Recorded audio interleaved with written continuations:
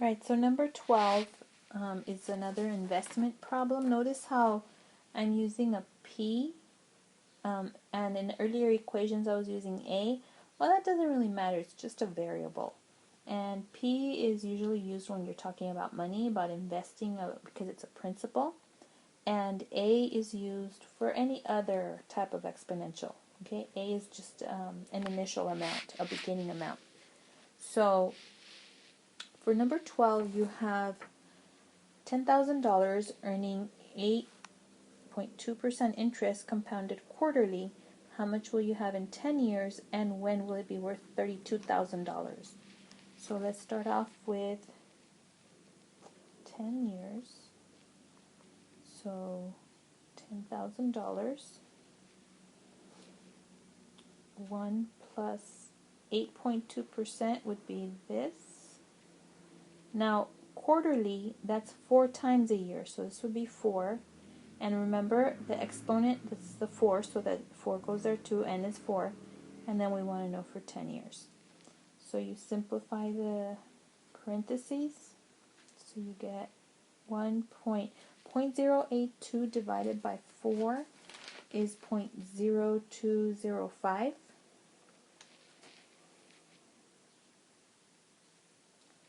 And then you raise it to the 40th power, because 4 times 10 is 40.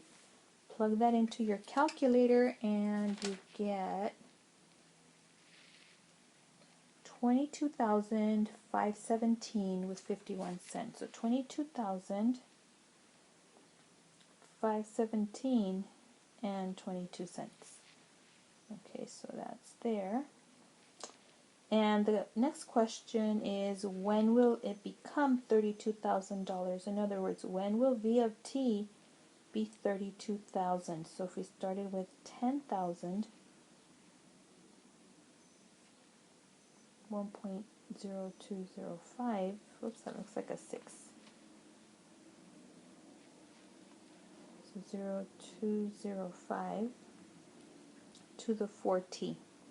Remember, I have to keep that 4 there because it's compounded quarterly.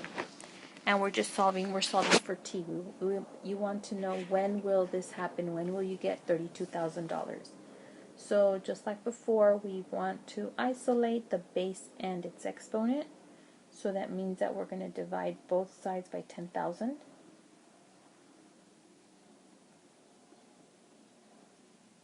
So that's gone there. So we're left with 32 divided by 10, so that's 3.2. And so I have 1.0205 to the 4t. Okay?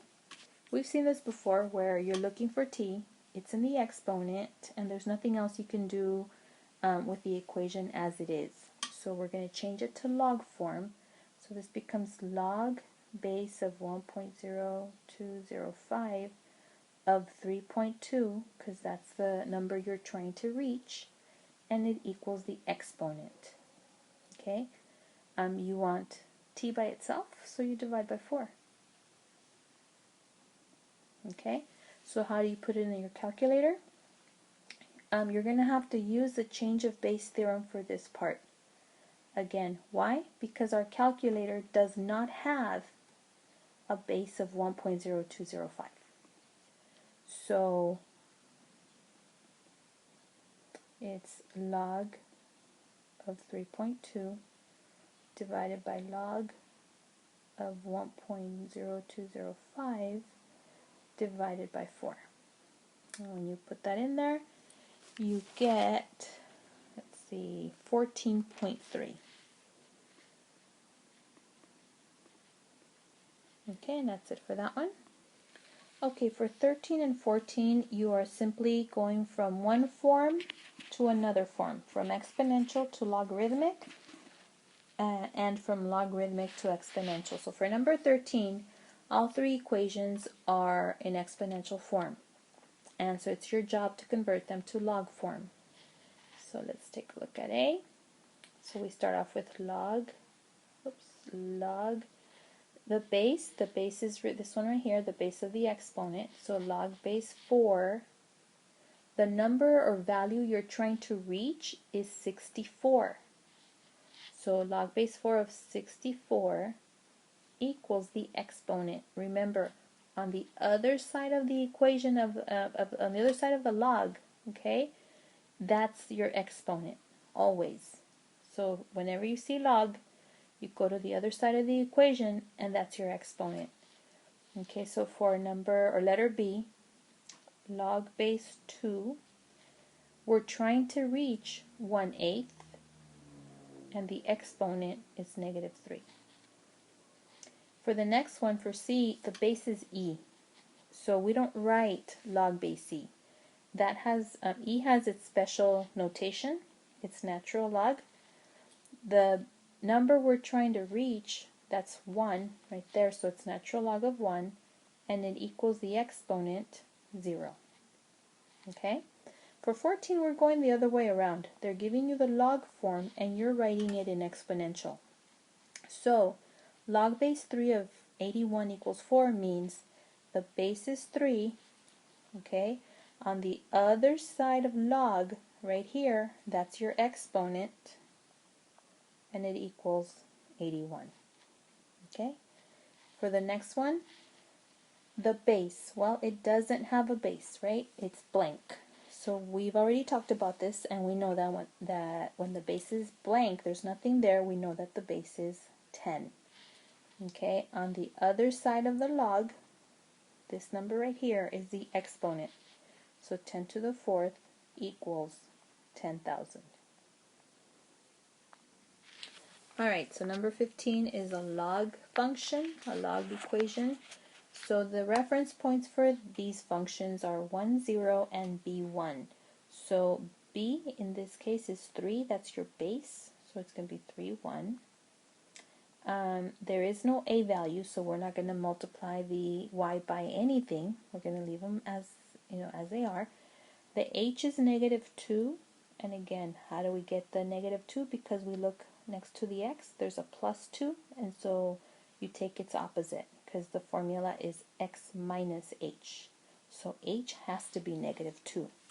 And then the K value is the one right here on this side. So that K is -1. So that means we're going to add -2 to the to the X's, and we're going to add -1. So -2 to the X's and -1 to the Y's. So -2 minus +1 is -1. -1 plus 0 is -1. Then the next point, -2 plus 3 is +1. And then -1 plus 1 is 0. So those are the 2 points we're going to graph. Now, remember with these functions, the log functions, these do not have horizontal asymptotes. These have vertical asymptotes because log functions are inverses of exponential functions. Okay? Okay, so there's your x and y coordinate plane. So the first thing we're going to graph is the asymptotes. Remember what I said before, these do not have horizontal asymptotes, they have vertical asymptotes.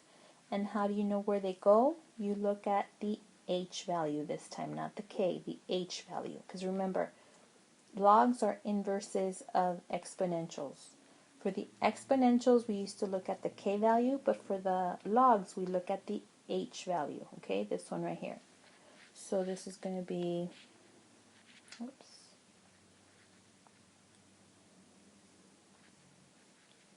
Here. Oh, it's going crazy. So here. Okay.